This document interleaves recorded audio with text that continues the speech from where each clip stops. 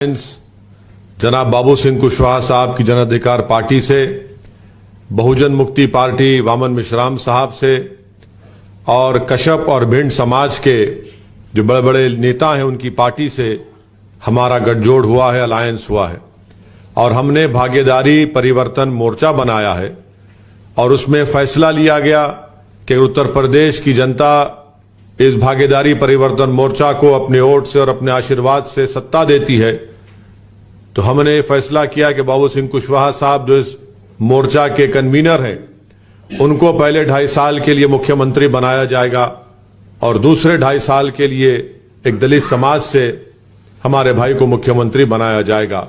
साथ ही साथ ये फैसला हुआ है कि 3 डिप्टी चीफ मिनिस्टर होंगे, एक मुस्लिम समाज से होंगे और 2 अति पिछड़ा समाज से होंगे। एक हमने प्रोग्राम बनाया पूरे कमजोर तबकात को उनको मजबूत बनाने का, उनको इंसाफ दिलाने का और उनको हिस्सा दिलाने का।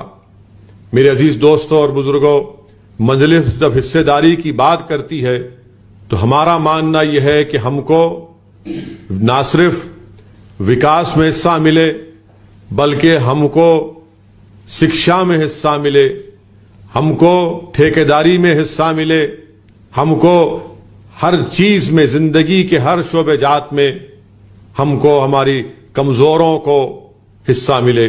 ये लड़ाई मजलिस कर रही है और मेरी आपसे गुजारिश है कि ये मजलिस की इस लड़ाई में, हिस्सेदारी की लड़ाई में जो आपको हिस्सा दिलाने की लड़ाई है।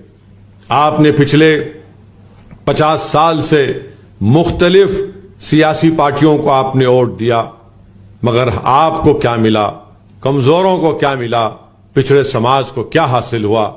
आपको सिवाय फसादात के, आपको सिवाय दिल फरेब वादों के, आपको सिवाय झूठ के कुछ नहीं मिला। और आज वही ताकतें, वही पॉलिटिकल पार्टीज, वही सियासी पार्टियां आपसे आकर कहती हैं कि आंख बंद करके वोट दे दो।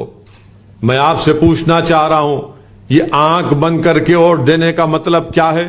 इसका मतलब यह है कि तुमने जिस तरह से बगैर सवाल किए, बगैर सोचे समझे आपने किसी पर भरोसा किया और जिन पर भरोसा किया, जिनको आपने सत्ता दी, जिनकी पार्टी के जिम्मेदारों को आपने मुख्यमंत्री बनाया, उन्होंने ही आपकी पीठ पर खंजर घोंपा, हमारे नौजवानों के मुस्तकबिल को बर्बाद कर दिया, हमारे बच्चों की जवानी जेलों में खत्म हो गई, या फिर एनकाउंटर के नाम पर, या फिर फसादात में, या फिर दहशतगर्दी के झूठे इल्जामात में उनको जेल में डाल दिया गया, उनको शिक्षा और तालीम से, स्कूल से महरूम कर दिया गया।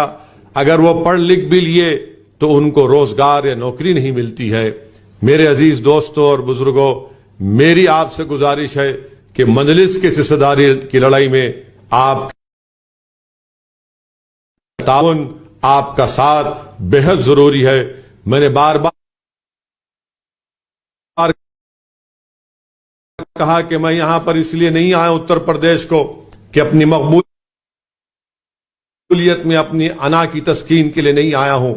मैं एक नेक मकसद के तहत आया हूं और मेरा मकसद एक ही है कि आपको आपका हिस्सा मिले, कोई आपका इस्तेसाल ना करे, कोई आपका वोट लेकर आपको भूल ना जाए।